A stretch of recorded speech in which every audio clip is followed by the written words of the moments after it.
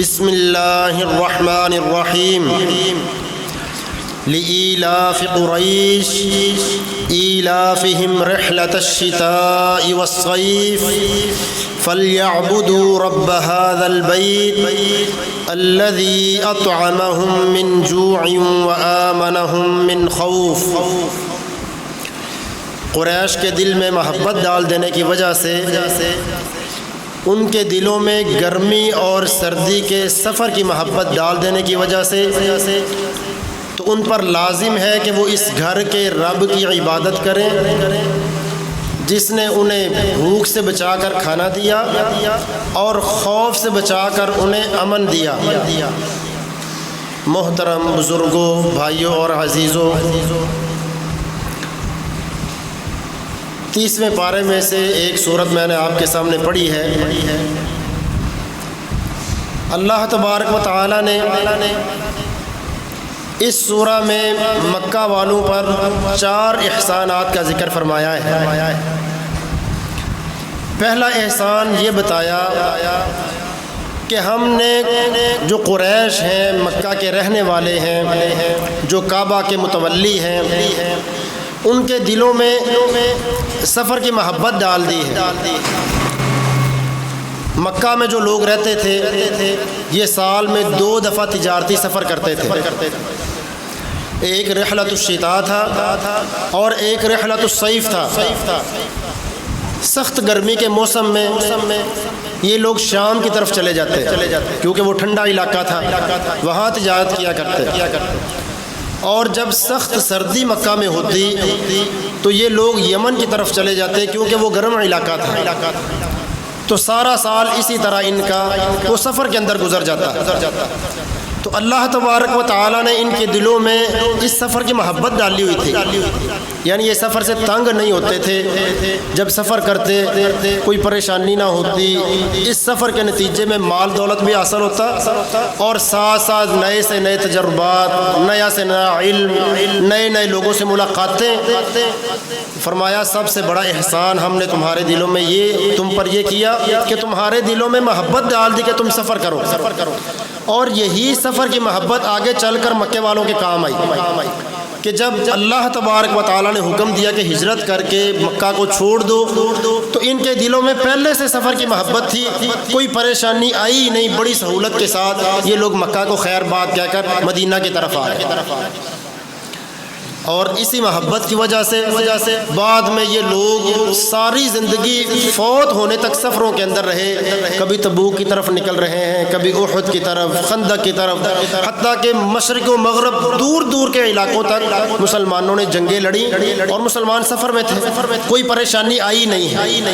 فرمایا پہلا ہمارا احسان یہ ہے کہ ہم نے مکہ والوں کے دلوں میں سفر کی محبت ڈال دی، اور دوسرا احسان فرمایا یہ ہے کہ ہم نے مکہ والوں پر امن وہ رکھ دیا۔ اللہ تعالیٰ نے سورہ عنکبوت میں فرمایا اولم یروا انا جعلنا حرما آمنا، کیا یہ لوگ دیکھتے نہیں ہیں کہ ہم نے اس مکہ کو امن والا حرم بنا دیا ہے، ایسا حرم ہے جو امن والا ہے۔ وَيُتَخَطَّفُ النَّاسُ مِنْ حَوْلِهِمْ، حالانکہ مکہ کے ارد گرد جتنے علاقے اور بستیاں ہیں لوگوں کو وہاں سے اچک لیا جاتا ہے۔ عورتیں ہیں، رات کو شب خون مار کر عورتیں اور بچے لونڈی غلام بنا لیے جاتے ہیں، مردوں کو قتل کر دیا جاتا ہے، گھروں کے اندر ڈاکے مارے جاتے ہیں۔ مکہ والوں پر ہمارا احسان یہ ہے کہ کوئی جتنا بڑے سے بڑا مجرم اور ڈاکو کیوں نہیں ہے، اہل مکہ پر وہ شب خون نہیں مارتا، نہ اس کی جرت کرتا ہے۔ اس کے دل میں اس گھر کی بھی عزت ہے اور اس شہر کے رہنے والوں کی بھی عزت ہے۔ اور تیسرا احسان یہ بتایا کہ بھائی جب لوگ قافلے سفر کرتے ہیں لوگ ان قافلوں سے اپنے علاقوں سے گزرنے کا ٹیکس لیا کرتے تھے، اگر کوئی ٹیکس دینے سے انکار کرتا تو ان کا سارا مال جو تھا وہ لوٹ لیتے تھے، جبکہ مکہ والوں پر ہمارا احسان یہ ہے کہ یہ لوگ سفر کرتے، لوگوں کو پتہ چلتا کہ مکہ کی طرف سے آ رہے ہیں، وہ آتے ہوئے بھی ان کی مہمان نوازی کرتے، جب یہ لوگ واپس مکہ کی طرف جاتے تو ان کے تحفے اور تحائف دے کر روانہ کرتے تھے. فرمایا مکہ میں رہتے ہیں تو امن سے ہے, سفر کرتے پھر بھی امن سے ہیں. اور چوتھا احسان یہ ہے کہ ہم نے ان کو واد غیر ذی زرع, ایسا علاقہ جہاں پانی نہیں ہے, کھانے پینے کا کچھ سامان اگتا نہیں ہے, تو یجبا الیہ الثمرات کل شیء رزقا من لدنا, پوری دنیا کے لوگوں سے ہم نے رزق کھینچ کر یہاں مکہ کے اندر جمع کر دیا ہے. لوگ قافلے آتے, عمرے کے لیے آتے, حج کے لیے آتے, جس طرح موجودہ دور میں ہے. فرمایا جب سے اللہ نے ابراہیم علیہ السلام سے لے کر بیت اللہ کے ساتھ اس گھر کو آباد کیا, مکہ کو امن والا بنایا, فرمایا اس میں پھلوں کی اور رزق کی کمی ہوتی نہیں. یہ اللہ تبارک و تعالیٰ نے 4 احسان مکہ والوں پر بتائے. تو مکہ کی بڑی فضیلت ہے, اس گھر کی بڑی فضیلت ہے, اس شہر کی بڑی فضیلت ہے. اس گھر کے ارد گرد کا جو امن حرم ہے وہ بھی اللہ نے بڑے امن والا رکھ دیا ہے. رسول اللہ صلی اللہ علیہ وسلم نے فرمایا, کعبہ کو مخاطب ہوئے جب آپ کو مکہ سے نکالا گیا. مکہ کے باہر ایک جگہ ہے اونچی, اس کا نام ہے حزورہ. وہاں کھڑے ہوئے اور مکہ کی طرف منہ کیا. فرمایا واللہ انک لخیر ارض اللہ الی, اللہ کی قسم, اللہ کی پوری زمین میں سے تو مجھے سب سے زیادہ محبوب اور بہتر ہے. ولولا ان قومی اخرجونی ما خرجتک, اگر میری قوم کے لوگ مکہ والے مجھے نکال نہ دیتے میں کبھی بھی تجھ سے نہ نکلتا, میں ہمیشہ اس کو اپنا مسکن اور اپنا رہائش گاہ بناتا. اور جب اللہ نے موقع دیا آپ دوبارہ مکہ میں آئے. بڑی محبت کرتے تھے. جب کوئی آدمی مدینہ میں آتا نا مکہ سے, پوچھتے بتاؤ مکہ کا کیا حال ہے, مکہ کے رہنے والوں کا کیا حال ہے. یہ نبی صلی اللہ علیہ وسلم کی اس سے محبت اور اس حرم کی فضیلت اور اس کی پابندیاں, اور اللہ تعالیٰ نے اس کو امن والا بنایا ہے. نبی صلی اللہ علیہ وسلم نے فرمایا ان اللہ حرم مکہ, اللہ تعالیٰ نے مکہ کو حرمت والا بنا دیا ہے. لم يحل القتال فيه لأحد قبلی, مجھ سے پہلے بھی اس حرم کے اندر کسی کے لیے لڑائی کرنا, لڑائی جھگڑا کرنا جائز نہیں. فرمایا میرے لیے صرف دن کی ایک گھڑی میں جب مکہ کو فتح کرنا تھا اللہ نے ایک گھڑی صرف اجازت دی تھی. ولم يحل لأحد بعدی, اور میرے بعد قیامت تک کے لیے اس کو حرام کر دیا ہے. حرام کر دیا کہ اس کے اندر لڑائی کرنا مجھ سے پہلے بھی حرام تھا, میرے بعد بھی حرام ہے. میرے لیے صرف ایک گھڑی اللہ تعالیٰ نے اجازت دی ہے, اور میں اس کے علاوہ وہ جائز نہیں. اور آپ نے فرمایا لا يعضد شوكها, اس کے جو کانٹے خود بخود اگاتے ہیں نا, فرمایا وہ کوئی نہ کاٹے. ولا يقطع شجرها, جو درخت خود رو پودے ہیں خود بخود درخت اگتے ہیں, آپ نے فرمایا وہ بھی نہ کاٹے جائے. ولا ينفر صيدها, اس کا جو شکار ہے, ہرن ہے, وہاں کے جو رہنے والے جانور ہیں ان کو بھگایا نہ جائے. حتیٰ کہ کوئی درخت کے نیچے کوئی ہرن, کوئی جانور وہ آرام کر رہا ہے, اگر آپ آرام کرنا چاہتے ہیں دوسری جگہ تلاش کریں, اس کو اٹھا کر آپ بیٹھ بھی نہیں سکتے. اللہ نے اس حد تک وہ حرم والا بنا دیا کہ وہاں جانور بھی امن سے. ولا یلتقط لقطتها, فرمایا وہاں کی گری پڑی چیز نہ اٹھائی جائے. یہاں نبی صلی اللہ علیہ وسلم نے 2 حکم بتائے. فرمایا پوری دنیا میں حرم کے علاوہ, مکہ اور مدینہ کے علاوہ جہاں بھی کسی کو گری پڑی چیز مل جائے, فرمایا عرفها سنتاً, 1 سال تک اس کا اعلان کرے. کوئی چیز گری پڑی کسی کی مل گئی ہے اس کا 1 سال تک اعلان کرے. جتنی قیمتی چیز ہے اس کا اس اندازے کے ساتھ اعلان کرے. میں سونا مل گیا ہے, پتہ ہے کہ کسی ایسی جگہ پر ہے کہ وہاں سوشل میڈیا کے ذریعے, انٹرنیٹ کے ذریعے اعلان زیادہ مفید ہے, تو اس ذریعے سے اعلان کرے. اخبار کے اندر وہ اعلان کر سکتا ہے, اس طرح اعلان کرے. فرمایا 1 سال تک وہ اعلان کرے. 1 سال کے بعد اس کی مقدار اور اس کا جو نشانی ہے وہ لکھ کر رکھ لے اور وہ استعمال کر لے. جب کوئی پھر پوچھتا ہوا آئے تو اس کی چیز یا اس کے پیسے وہ واپس کر دے. اور مکہ کے متعلق فرمایا وہاں کی گری پڑی چیز اٹھانا کسی کے لیے جائز ہی نہیں. ایک صورت بتائی الا لمن عرفها, اگر اٹھاتا ہے تو پوری زندگی اعلان کرنا پڑے گا, پوری زندگی اعلان کرے. اس کی وجہ سمجھ آتی ہے کہ وہاں سے اگر حاجی کی کوئی چیز گر گئی ہے تو لوگ خود بخود وہ مطاف کے اندر آ کر یا صفا مروہ کے اندر آ کر وہ خود تلاش کرتے وہاں سے اٹھا لیں گے. لیکن اگر وہ سمجھتا ہے کہ چیز بڑی قیمتی ہے، اگر میں نے نہ اٹھائی تو کوئی چور اٹھا کر لے جائے گا، تو وہاں فرمایا اس کا پوری زندگی اعلان کرنا پڑے گا، اگر اتنی ہمت ہے تو اٹھا لے. عرب جو حکومت ہے اس نے بڑا زبردست بندوبست کیا ہے. انہوں نے وہاں مفقودات یعنی گم شدہ چیزیں اس نام سے انہوں نے کچھ صندوق بنائے ہوئے ہیں کہ جس کو کوئی بھی گری پڑی چیز ملتی ہے نا وہ وہاں جا کر جمع کروا دیتا ہے. تو جس کی چیز گم ہوتی ہے وہ وہاں جا کر اپنی نشانی بتا کر وہ وصول کر لیتا ہے. یہ بہت اچھا اقدام ہے. تو آپ نے فرمایا حرم کو اللہ نے بڑے امن والا بنایا ہے. لا یلتقط لقطتها، اس کی گری پڑی چیز اٹھائی نہیں جائے گی. ولا یختلا خلاها، جہاں جہاں بھی حرم کے اندر خود بخود پودے اگتے ہیں نا اس کو کاٹنا جائز نہیں. ہاں جو پودے خود لگا دیے جائیں ان کے متعلق اجازت ہے، خود بخود اگنے والوں کی آپ نے اجازت نہیں دی.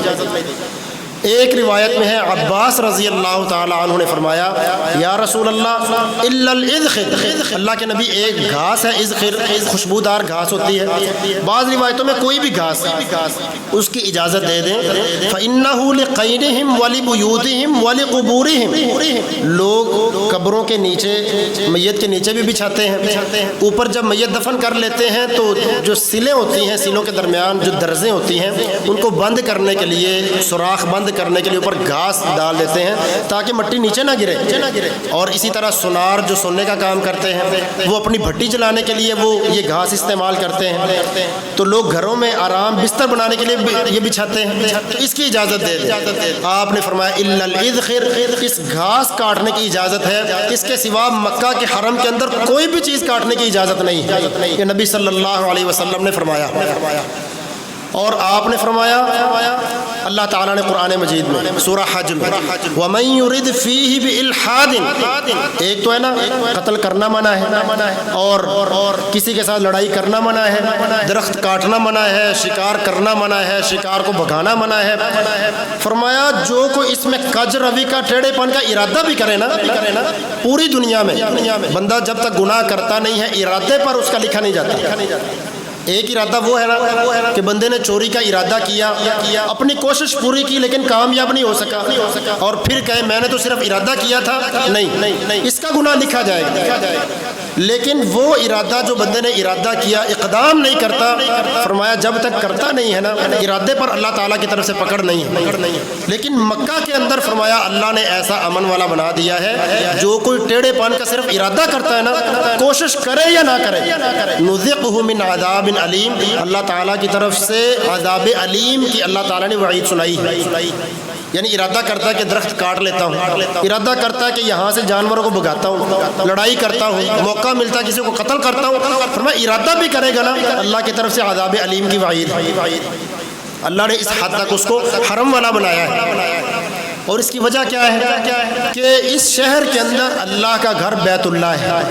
اللہ نے اپنا گھر بیت اللہ بنایا ہے. چوتھے پارے میں اللہ تبارک و تعالی نے فرمایا ان اول بیت وضع للناس للذی ببکہ، سب سے پہلا گھر جو اللہ کا وہ تعمیر کیا گیا اس سرزمین میں وہ ہے جو بکہ میں. ہم نام سنتے ہیں مکہ، عربی زبان میں اس کا نام بکہ بھی آیا ہے جس کا معنی ہے بڑا جلال اور ہیبت روب والا گھر. فرمایا ہم نے وہ سب سے پہلے اس زمین پر بنایا ہے، مبارکن بڑی برکت والا ہے، وہدی للعالمین تمام جہانوں کے لیے اس میں بڑی رہنمائی ہے. صحیح بخاری میں ابو ذر رضی اللہ عنہ کی حدیث ہے، فرماتے ہیں میں نے رسول اللہ صلی اللہ علیہ وسلم سے پوچھا اللہ کے رسول سب سے پہلے کون سا گھر تعمیر کیا گیا؟ فرمایا اللہ کا گھر بیت اللہ. میں نے پوچھا ثم ایو، پھر کون سا؟ فرمایا وہ جو فلسطین میں ہے یعنی مسجد اقصی. میں نے فرمایا کم بینہما، ان کا درمیانی وقفہ کتنا فاصلہ ہے؟ فرمایا 40 سنہ، 40 سال کا فاصلہ ہے. یہ نبی صلی اللہ علیہ وسلم نے فرمایا، صحیح بخاری کی حدیث۔ تو سب سے پہلے یہ گھر تعمیر کیا گیا۔ ابراہیم علیہ الصلوۃ والسلام سب سے پہلے تعمیر کرنے والے نہیں تھے۔ اللہ تعالیٰ نے پہلے پارے سورہ بقرہ میں فرمایا وَإِذْ يَرْفَعُ إِبْرَاهِيمُ الْقَوَاعِدَ مِنَ الْبَيْتِ وَإِسْمَاعِيلُ، ابراہیم اور اسماعیل علیہ السلام نے اس گھر کی دیواریں کھڑی کی تھی۔ نشانیاں پہلے تھیں، ایک ٹیلا تھا جس کے اوپر اس کی چھوٹی موٹی دیواریں اور باقی ماندہ نشان موجود تھے۔ انہوں نے دوبارہ اس کو کھڑا کر کے اس کی چھت بنا دی اور دوبارہ سے اس کو مسجد کی شکل دے دی۔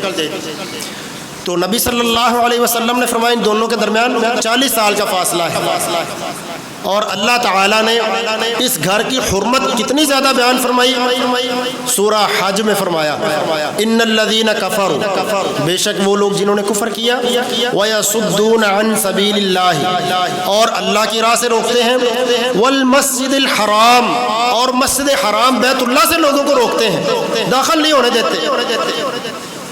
العاکف فیہ والباد، فرمایا ہم نے اس گھر کو تو ایسا بنایا ہے جو مکے کے رہائشی ہیں ان کا بھی اتنا حق ہے، والباد جو باہر سے سفر کر کے آتے ہیں ان کا بھی اتنا حق ہے۔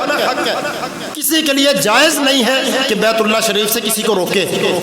جبیر بن مطعم رضی اللہ عنہ فرماتے ہیں رسول اللہ صلی اللہ علیہ وسلم نے فرمایا یا بنی عبد مناف لا تمنعوا احدا طاف بهذا البيت او صلى ایت ساعت شاء من لیل او نہار، اے بنی عبد مناف کسی کو روکنا نہیں ہے جو مرضی آ کر اس بیت اللہ کا طواف کرے اور جو مرضی آ کر یہاں نماز پڑھے، رات یا دن کی کسی گھڑی میں، رات دن کی کسی گھڑی میں طواف کرے یا رات دن کی کسی گھڑی میں وہ نماز پڑھتا ہے، فرمایا اس کو روکنا نہیں۔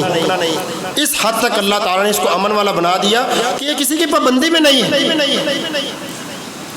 عام تو یہ قاعدہ ہے نا، رسول اللہ صلی اللہ علیہ وسلم نے فرمایا 3 اوقات میں آپ نے نماز پڑھنے سے منع فرما دیا، جب سورج طلوع ہو رہا ہو طلوع شمس کے وقت، اور زوال شمس یعنی جب سورج ڈھلنا شروع ہو جائے ظہر سے کچھ پہلے کا وقت، اور غروب آفتاب یعنی غروب شمس جب سورج غروب ہو رہا ہو، ان 3 اوقات میں نبی صلی اللہ علیہ وسلم نے نماز پڑھنے سے منع فرما دیا۔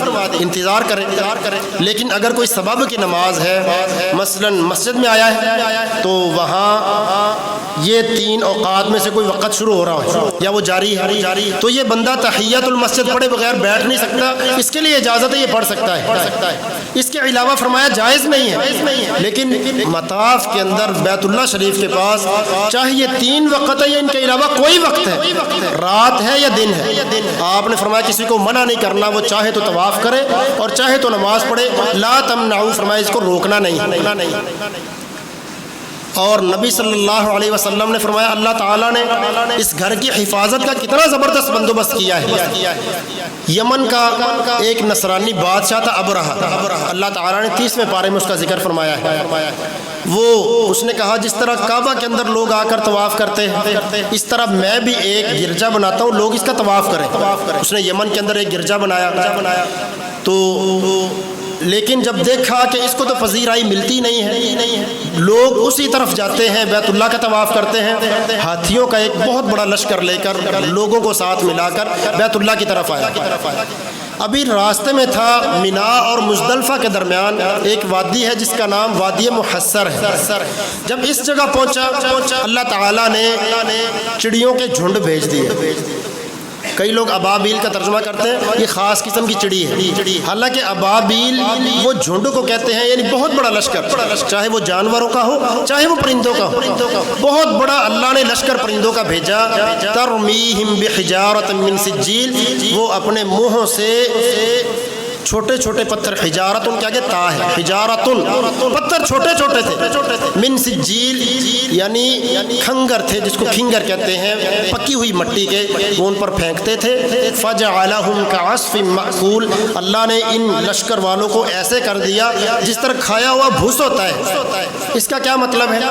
ایک تو یہ ہے کہ جانور جب وہ بھوس کھاتا ہے جس کو توڑی بولتے ہیں، فرمایا وہ کھانے کے بعد جب وہ لید اور گوبر گوبر کرتا ہے وہ گوبر خشک ہو کر جیسے ادھر ادھر بکھر جاتا ہے نا، فرمایا ان لشکر والوں کی حالت ایسے تھی، ادھر ادھر ہڈیاں بکھری پڑی تھی۔ ایک معنی یہ ہے کہ ہم نے انہیں کھائے ہوئے بھس کی طرح کر دیا، یعنی جانور جب وہ خشک بھس کھاتا ہے تو کھانے کے بعد جو باقی وہ اس کے آگے جو برتن پڑا ہوتا ہے وہ باقی جو ماندہ بالکل بیکار اور ردی ہو جاتا ہے، کھانے کے قابل نہیں رہتا، فرمایا اس طرح ہم نے ان کو کر دیا۔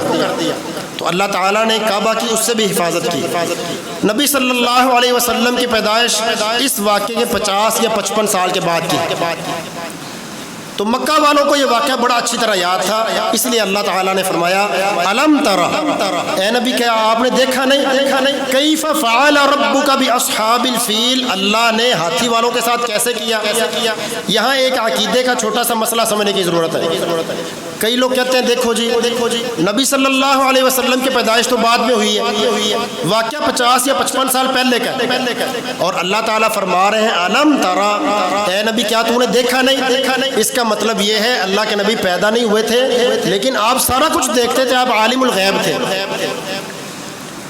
علم ترا، جو ترا ہے اس کا معنی ہمیشہ دیکھنا نہیں آتا، علم کے معنی میں بھی آتا ہے، جس طرح اللہ تبارک و تعالی نے سورہ یاسین میں فرمایا اولم یر الانسان، کیا انسان نے دیکھا نہیں، انا خلقناہ من نطفۃ، ہم نے اس کو ایک حقیر قطرے سے پیدا کیا ہے، فاذا هو خصیم مبین، پھر اچانک وہ رب تعالیٰ کے متعلق جھگڑا کرتا ہے کہ میں رب کو نہیں مانتا، کوئی اللہ نہیں ہے، اللہ کے ساتھ بڑے شریک ہیں۔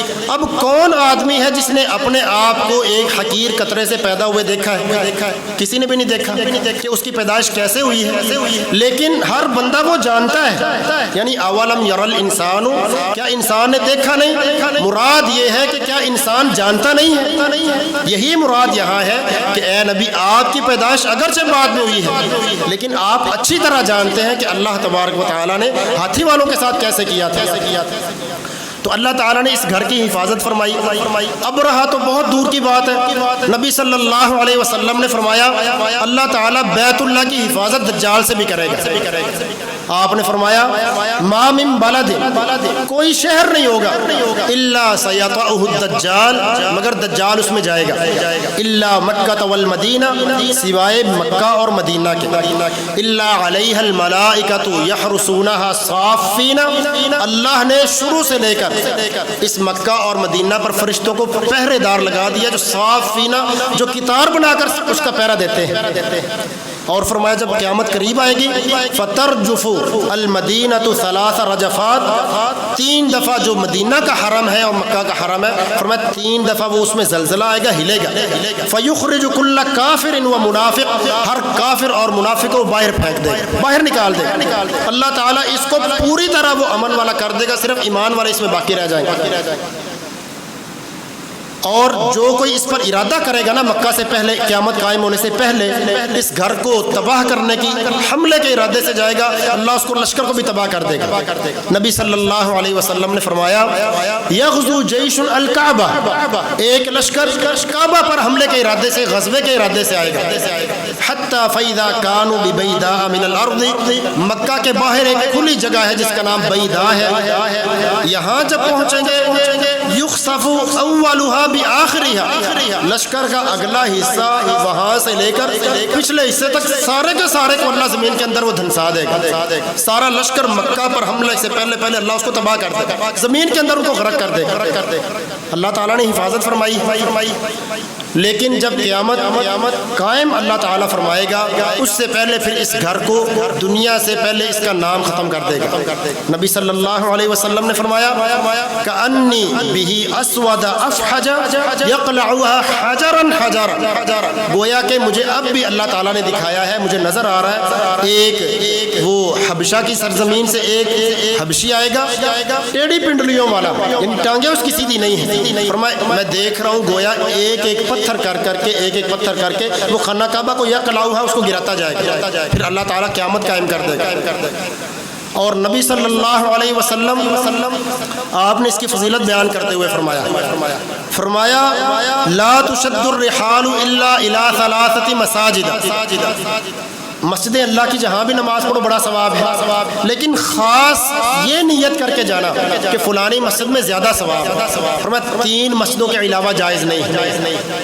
فرمایا المسجد الحرام، مسجد حرام بیت اللہ، صلاۃ فیہ، اس میں نماز افضل من 100,000 صلاۃ، 1,00,000 نماز سے زیادہ فضیلت والی ہے۔ وصلاۃ فی مسجدی ھذا خیر من 1000 صلاۃ، اور میری اس مسجد یعنی مسجد نبوی میں نماز وہ 1000 نماز سے بہتر۔ ایک روایت بڑی مشہور ہے کہ 50,000 مسجد نبوی میں، وہ ثابت نہیں ہے۔ صحیح حدیث میں فرمایا 1000 نماز سے زیادہ فضیلت والی مسجد نبوی میں ہے۔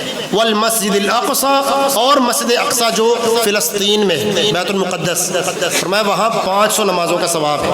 یہ رسول اللہ صلی اللہ علیہ وسلم نے فرمایا، اور آپ صلی اللہ علیہ وسلم اس کے متعلق بہت زیادہ تاکید کرتے تھے کہ لوگ وہاں جائیں۔